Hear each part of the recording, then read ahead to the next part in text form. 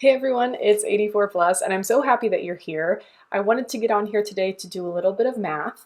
It's April, the AP Calculus exam is coming up in a few weeks, so I thought I'd do a few free response questions. But before we get into it, be sure to like, leave a comment or question, or even subscribe to my channel if you like this math content and want to see more of it. But now that that's over with, let's do it. For anyone unfamiliar, really quickly, AP Calculus is an AP course. AP stands for Advanced Placement, and the Advanced Placement courses are courses designed by the College Board, which is the same organization that oversees the SAT. So the courses are meant to be college level, they're quite challenging, and at the end of the year, you are given a standardized exam. If you pass that exam, colleges and universities might grant you credit for that course, or its equivalent. So both levels of AP Calculus have an exam that consists of multiple choice and free response.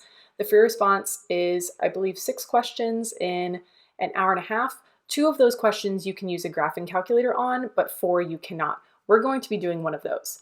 Now, if you want to check out more AP Calculus problems, they're all available on the College Board website. I'll put a link in the description if you're interested. So what we're about to do was on the 2022 AP Calculus AB exam. It was on the free response section. It was number 3, and this was a no calculator question. So just pencil and paper here. So let's go ahead and get into it. It reads, let f be a differentiable function with f of 4 equaling 3. On the interval x greater than or equal to 0, less than or equal to 7, the graph of f prime, the derivative of f, consists of a semicircle and 2 line segments, shown in the figure above. So I see this beautiful graph, but what I notice immediately is that it's composed of all very basic geometric shapes, right? I bet they're going to ask about some integral situation, so that we have to show that we know that an integral is the area between the curve and the axis, because all of these shapes you can find the area of quite easily just using like basic geometry formulas. I'm sure they will ask us that. Part A, here's what they do ask. Find f of 0 and f of 5. Pretty straightforward. Clearly, we are not given those points. We are given f of 4, which is 3. That's helpful. I'm seeing here that the graph of the derivative f prime, it does change shape at x equals 4. Do you see that?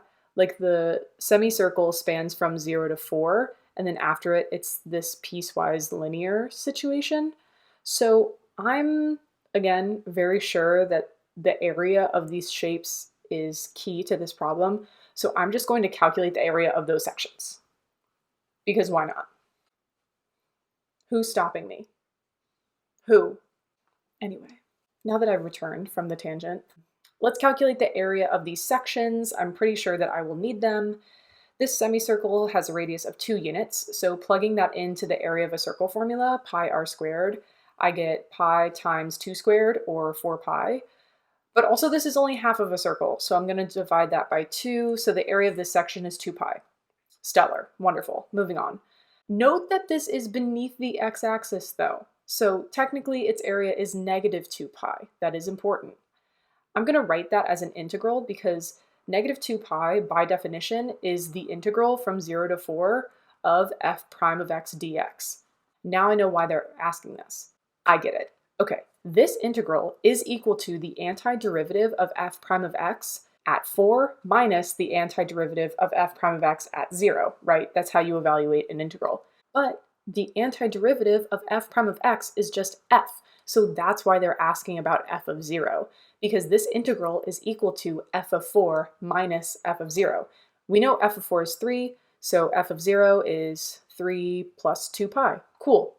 Moving on with my life. Okay, let's apply that same logic to this section over here. We need to find f of 5. So the integral from 4 to 5 of f prime of x dx is just this area under the curve of f prime from 4 to 5. It makes this little triangle here. Base is 1 unit, height is 1 unit.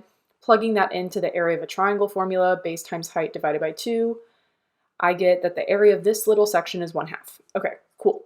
So 1/2 is equal to, again, the antiderivative of f prime of x is f of 5 minus f of 4.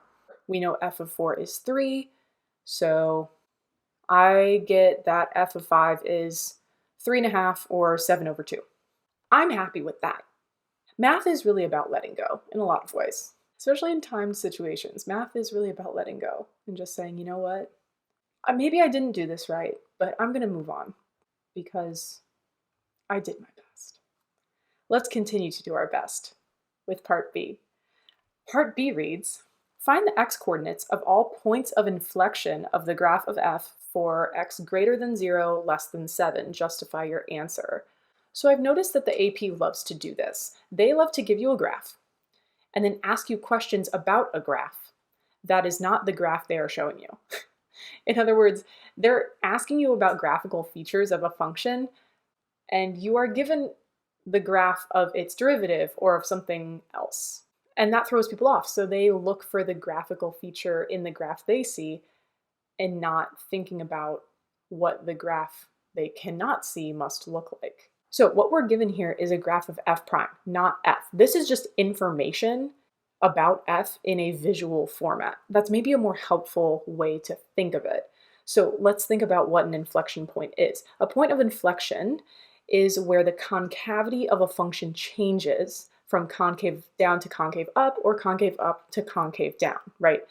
A function's concave up when it's like a U shape, when its derivative is increasing. So in other words, the tangent slope was maybe negative and then it bottomed out at 0 and then became positive. A good example is x squared. X squared is concave up. Concave down is the opposite, where it looks like an upside down U. So negative x squared is a good example. But in general, a function is concave up when its derivative is increasing and concave down when its derivative is decreasing. Some people don't learn it that way though. Some people learn it that a function is concave up when its second derivative is positive and concave down when its second derivative is negative. The first derivative is increasing if the second derivative is positive. Like those are the same thing. So I'm going to use the information about the first derivative because that's the graph that we have. This function is concave up when f prime is increasing and concave down when f prime is decreasing. So we need to look for a place on f prime where it changes from decreasing to increasing or increasing to decreasing. I am seeing here that at x equals 2 and x equals 6, that is occurring. So those must be our points of inflection. I'm going to write that down really quick with my little explanation. I think this is sufficient. I am feeling confident and proud of myself, and I'm ready for part C. Part C reads, let g be the function defined by g of x equals f of x minus x. On what intervals, if any, is g decreasing for x greater than or equal to 0, less than or equal to 7? Show the analysis that leads to your answer. Fabulous. Okay, well my brain automatically goes to the fact that a function is decreasing when the derivative is negative, and we need to know when that's happening, right? We need to know when g is decreasing, so we need to know when g prime is negative. And because g is defined based on f, g prime certainly has something to do with f prime, which is the graph we are looking at. So let's figure out g prime. That'll be d dx of f of x minus x, which is just f prime, which we have the graph of, minus 1.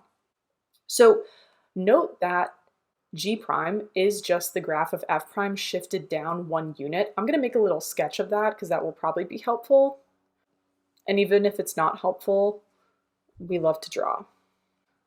Stellar, gorgeous, love it. Okay, so I want to know when g prime is negative. When g prime is negative, g is decreasing. So when is this less than 0? I could either look at the graph or set up an inequality. I guess I'll just do both. If g prime of x is equal to f prime of x minus 1, g prime of x is less than 0 when f prime of x is less than 1. Looking at my graph, this occurs from x equals 0 all the way up to x equals 5. I guess that's it. Okay, amazing. Moving on. Ooh, we're almost done. How are we feeling out there? Fine. They're just fine. Moving on. We're almost done. Wow. I'm already missing it. And it's not even over. Don't cry because it's over. Smile because it happened. I bet this last question will be a doozy, so let's do it. Part D. For the function g defined in part C, find the absolute minimum value of the interval x greater than or equal to 0, less than or equal to 7.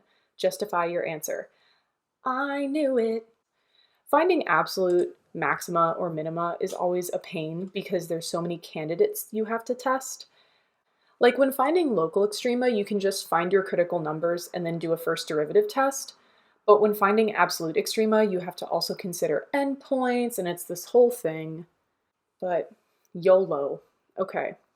So I'm going to consider my endpoints, but I also want to consider any local minima.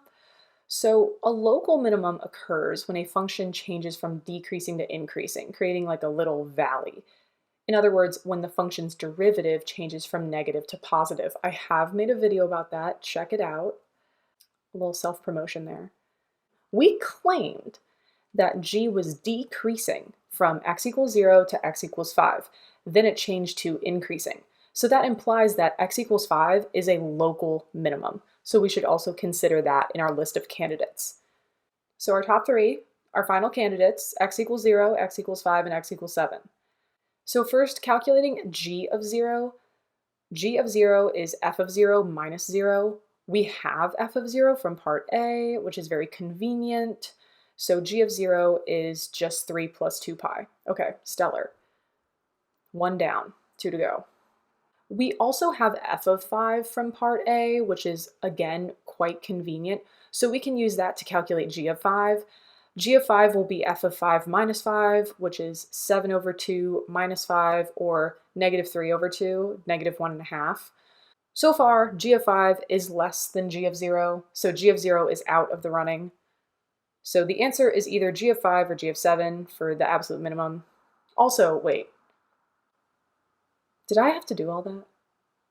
If g is decreasing from x equals 0 to x equals 5, how could g of 0 be the absolute minimum? That doesn't make sense. Of course it's not g of 0. I didn't need to do all that. Whatever. Well, it's on my paper and I'm not erasing it, so whatever. It's either g of 5 or g of 7 is the absolute minimum. My gut is telling me it's g of 5, but I want to finish the problem. So let's use the integral method from part A. The area from x equals 5 to x equals 7 on the curve of f prime here is this little pentagon, which this is just a 2 by 1 rectangle plus a little triangle hat whose base is 2 and height is 1. Putting all this together, I'm calculating these areas really quick. The integral from 5 to 7 of f prime of x dx is 2 plus 1, which is 3. That's also the same as f of 7 minus f of 5. Again, this is our part A logic. We know f of 5 is 7 halves, so f of 7 must be 13 halves. 6.5, I suppose. Okay, I need g of 7. I thought I was done for a second. G of 7 is equal to f of 7 minus 7, which gives us negative 1/2. So, all right, we were right. Our absolute minimum, the winner is g of 5. Beautiful. Okay, cool. Our absolute minimum occurs at x equals 5, and g of 5 is negative 3 halves, or negative 1.5. I am pleased. I guess we're done. I guess we're done. Well, thank you so much for joining me today. I hope you had fun. I had a ton of fun. I love doing math. I hope you found this video helpful or entertaining or something. If there's a math topic you want me to talk about or a problem you want me to try, just comment below. I hope you have a wonderful rest of your day. And remember that math is about asking questions and math is about having fun. I'll see you next time.